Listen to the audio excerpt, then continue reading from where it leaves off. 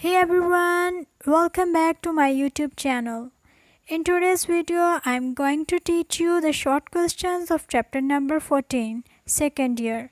The question number 6 is, suppose that a charge q is moving in a uniform magnetic field with the velocity v. Why there is no work done by the magnetic force that act on the charge q? वो कह रहा है कि एक charge q है जो v velocity के साथ मैग्नेटिक फील्ड में मूव कर रहा है, लेकिन उसके ऊपर मैग्नेटिक फोर्स तो एक्ट कर रही है लेकिन वर्क डन नहीं हो रहा। इसकी रीज़न क्या है?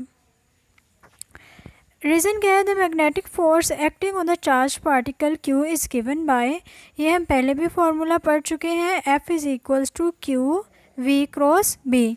जो यहाँ पर देखा जाए कि जो हमारे पास v की डायरेक्शन है, एक्चुअली वही हम कहते हैं ये d की डायरेक्शन है। मीन जो वेलोसिटी जिस डायरेक्शन में वेलोसिटी है उसी डायरेक्शन में d होता है। तो हम कह सकते हैं as a magnetic force is always perpendicular to v। चूँकि मैग्नेटिक फोर्स जो होती है वो हमेशा v के परपेंडिकुलर होती है, ये हम पीछे डिस्कस कर चुके हैं। तो हमारे पास जो v की डायरेक्शन है वही d की डायरेक्शन है। Therefore the angle between f and d is 90। तो d और f के दरमियान जो एंगल क्या होगा? 90 होगा, क्योंकि f और v के दरमियान 90 एंगल होता है इसीलिए। तो हमें फार्मूला पता है W is equals to F dot D, जो कि बराबर होता है एफ डी कोस थीटा। जब हम थीटा की जगह पे 90 पुट करेंगे तो कोस 90 इक्वल होता है 0 के। तो हमारे पास जो वर्क डन है वो किसके इक्वल आ जाएगा? 0 के बराबर आ जाएगा। आगे क्वेश्चन नंबर 7 डिस्कस करते हैं।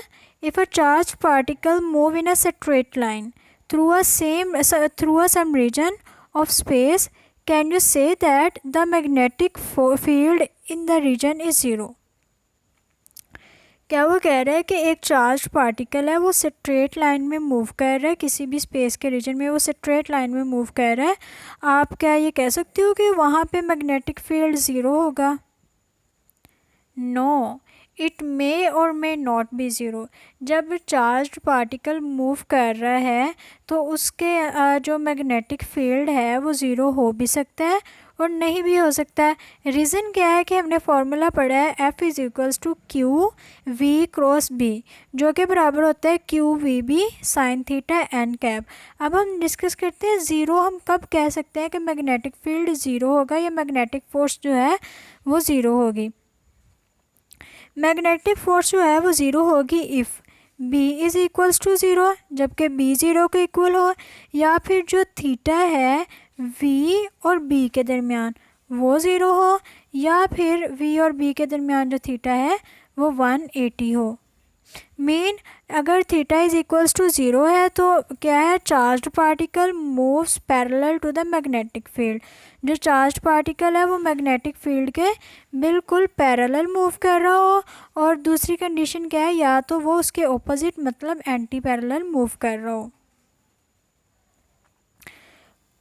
क्वेश्चन नंबर 8 है, why does the picture of a TV screen become distorted when a magnet is brought near the screen? जब हम टीवी स्क्रीन के पास मैग्नेट लेके जाते हैं तो उसकी स्क्रीन डिस्टॉर्ट क्यों हो जाती है, ख़राब क्यों हो जाती है? जैसे कि यहाँ पे दिखाया हुआ है, हम मैग्नेट पास लेके आए हैं तो क्या हुआ है कि जो स्क्रीन है टीवी की वो डिस्टॉर्ट हो गई है, उसके कलर्स जो हैं वो ख़राब होना शुरू हो गए हैं।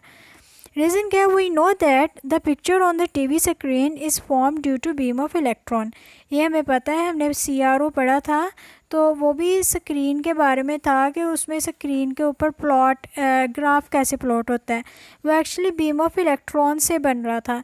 जो भी टीवी स्क्रीन होती है उसमें जो हमारे पास लाइट आ रही होती है, जो टीवी की स्क्रीन बन रही होती है, वो एक्चुअली किससे होती है? बीम ऑफ इलेक्ट्रॉन से होती है। तो जब है we know that the picture of the TV screen is form due to beam of electrons when a magnet is brought near the screen. जब हम उसके पास मैग्नेट लेके जाएंगे, the magnetic field of the magnet interact with the magnetic field around the beam of electron so the magnetic force act on the beam which is given by, जो हमारे पास magnet का मैग्नेटिक फील्ड होगा वो electrons की beam के साथ interact करेगा। जब वो उनके साथ इंटरेक्ट करेगा तो वो क्या होगा, वहाँ से इलेक्ट्रॉन की बीम के रास्ते को ख़राब कर देगा, जिसकी वजह से स्क्रीन ख़राब हो जाएगी।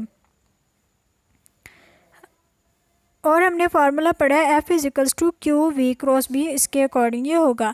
Due to this force electron beam is deflected, इसकी वजह से जो है इलेक्ट्रॉन बीम डिफ्लेक्ट हो जाएगी। Hence the picture is distorted, जो पिक्चर है वो क्या हो जाएगी, ख़राब हो जाएगी। आगे हम अगले क्वेश्चन पे आते हैं। Is it possible to orient a current loop in a uniform magnetic field such that the loop will not tend to rotate, explain. क्या ये पॉसिबल है कि हम मैग्नेटिक कोई करंट लूप है, हम उसको मैग्नेटिक फील्ड में इस तरह ओरिएंट करें कि वहाँ पे जो हमारे पास जो करंट लूप है वो रोटेट ना करें।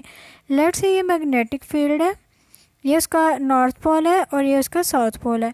यहाँ से मैग्नेटिक फील्ड लाइंस जो हैं ऐसे पास कर रही हैं। अब हमने इसके अंदर जो लूप है उसको इस तरह प्लेस करना है कि उसका जो प्लेन है वो मैग्नेटिक फील्ड लाइंस के परपेंडिकुलर आए। मीन हमने जो हमारे पास लूप है उसको हमने इस डायरेक्शन में प्लेस करना है और मैग्नेटिक फील्ड लाइंस जो हैं वो इस तरह जा रही हों। तो यहाँ पे जो लूप का प्लेन है वो बी के परपेंडिकुलर हो गया। जब वो उसके परपेंडिकुलर हो जाएगा तो वहाँ पर जो है रोटेशन नहीं होगी, करंट लूप रोटेट नहीं होगी, उसमें जो है टॉर्क पैदा नहीं होगा। We know that the torque acting on the current loop in the uniform magnetic field is given by, जो टॉर्क है वो हमें पता है, वो हमने चैप्टर में पढ़ा हुआ है। Tau is equals to IAB cos alpha. When the plane of the loop is held perpendicular to magnetic field alpha is equals to 90, then हम थीटा की जगह पे अल्फ़ा की जगह पे 90 पुट कर देंगे तो वो हमारे पास आ जाएगा tau is equals to IAB cos 90। cos 90 zero के बराबर होता है। जब हम इसमें पुट करेंगे तो हमारे पास टॉ क्या आ जाएगा, ज़ीरो को इक्वल आ जाएगा। Thank you very much. If you like the video, subscribe it and comment on the video. Thank you very much.